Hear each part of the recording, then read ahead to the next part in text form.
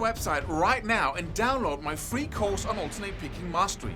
It contains 5 essential exercises that will take you to alternate picking mastery faster than you can imagine. And then I've included my method of how to lay out a practice plan in just 1 to 2 minutes that will absolutely boost your results like nothing you ever tried before. So go download it right now. It's free.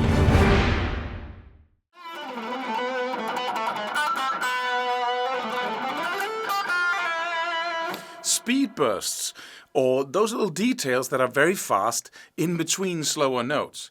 That's what this video is about, and it's about mastering them so you can have that kind of expressive, right?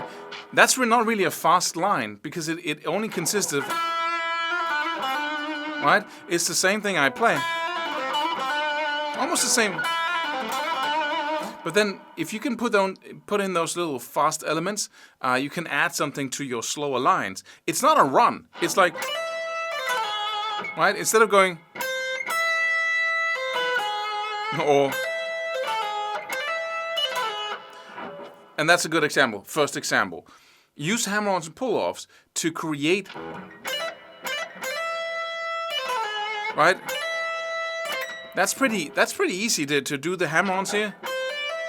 Let me just switch off simply just hammer on the note in between 2 notes, and then when you want to go back again, you use the same thing. And you don't have to think about the rhythm here, you just have to think about the first note and the second note, or the third note. And even here, this could be the melody. Right? This is the note, and instead of just playing that note, you play 2 notes up from below. Right? And if you want to play this note, you do the same thing. I'm in the key of A harmonic minor here, or scale. And in this case, I'm going 6 notes down. And it's a really good idea to practice this. You might practice hammer-ons and pull-offs and all kinds of sequences as well. But practicing just, right, with a little vibrato in the end. But in this case, it's not so much the rhythm. You just play as fast as you can, basically, right? Because the rhythm here is, right? Instead of playing that, you go, right? Another example is hammer-ons and pull-offs, where you go. So instead of, let's say you play 2 notes here, we got the 10th and we got the 9th fret.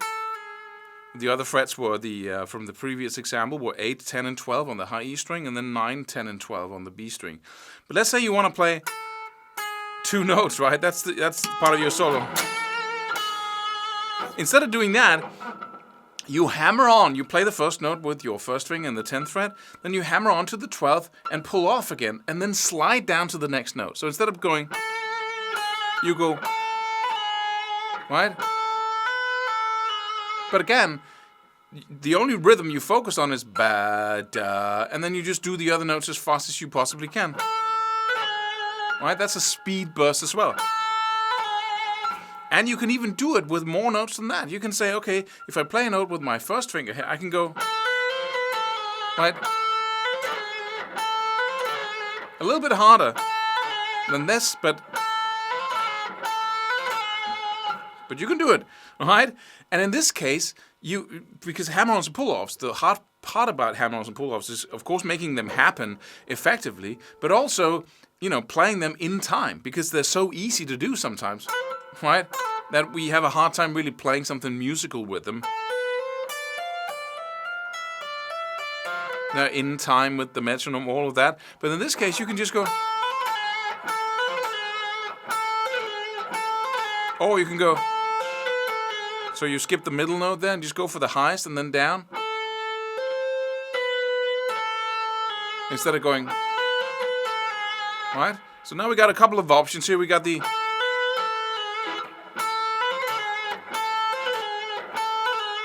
and you can do the same thing when you're going upwards, or in an ascending fashion. If you go from the 10th to the 12th fret on the B string, you can, right? You hammer on to the 12th, pull off, and then instead of sliding down to the 9th, you slide up to the 12th. Same thing you can do with, O. Right? So these are really cool elements.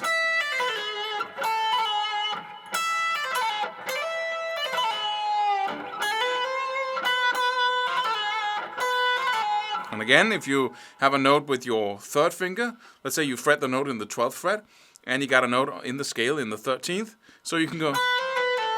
So you go.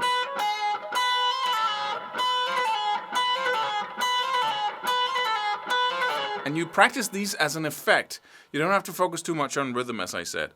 So those are really good. Also, when you're practicing alternate picking, which is a kind of sometimes a little bit of a challenging technique, right? You might practice like 6 ascending notes on 2 strings, a 6-note shape. Let's do the same, 9, 10, and 12 on the B, and 8, 10, and 12 on the high E. Right? You practice this over and over again when you practice alternate picking. But then try, if you want to go from this note to this note, then try going. Just practice that little burst. Don't tense up in your hand. That's not what this is about. It's not about, it's about doing it actually a lot faster than you can, which is impossible, of course. but because you have a break in between, because you don't have to go back to the first note and do it in a loop, then you can actually practice it in that way.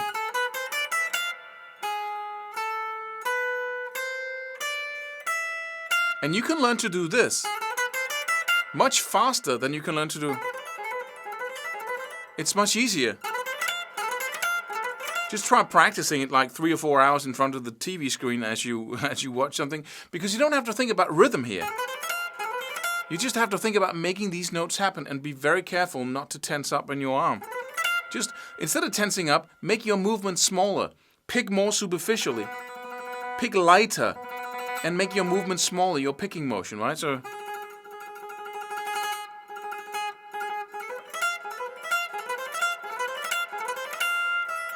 Right? And then suddenly, instead of going, you can go.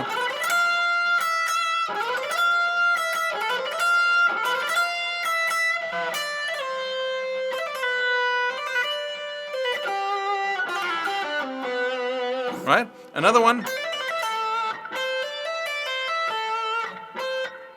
Same notes here again. Pick the note in the 8th fret, hammer on to the 10th, hammer on to the 12th, pull off again all the way down, and then hammer on to the top note, and then play the note in the 10th fret on the B string.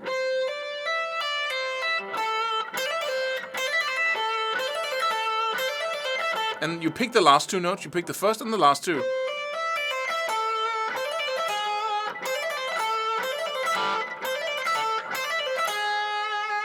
And you can hit the 9th fret if you want to.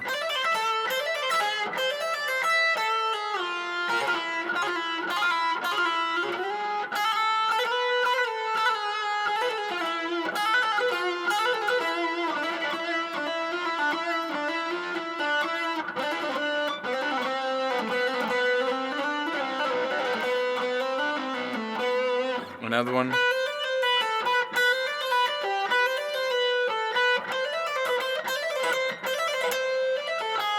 But the important thing is when you practice this that you actually start using it in your soloing. So put on a jam track in the background, preferably a ballad, something slow.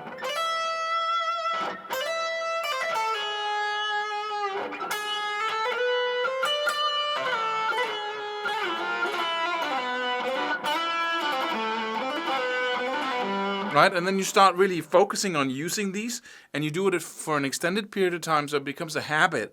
So you might want to say for 1 week you do an exercise every day where you put on the jam track, and then you don't play a note, almost don't play a note, without in some way putting in a speed burst. That's a little speed burst.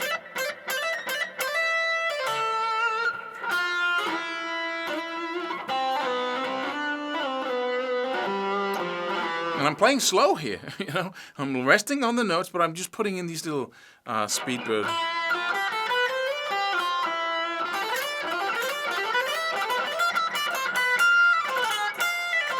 Another one, just let me do the last one here. say, same scale, 13, 12, and 10 on the 2 top strings, and then you have the 9th on the B string. You pick the first one, pull off, and pull off, so 12 and 10. You do two strings of this in the 13th, 12th, and 10th. Just pick the first note, and then hit the last note in the 9th fret. Actually, you don't pick the last note, you simply... Whoa, I just...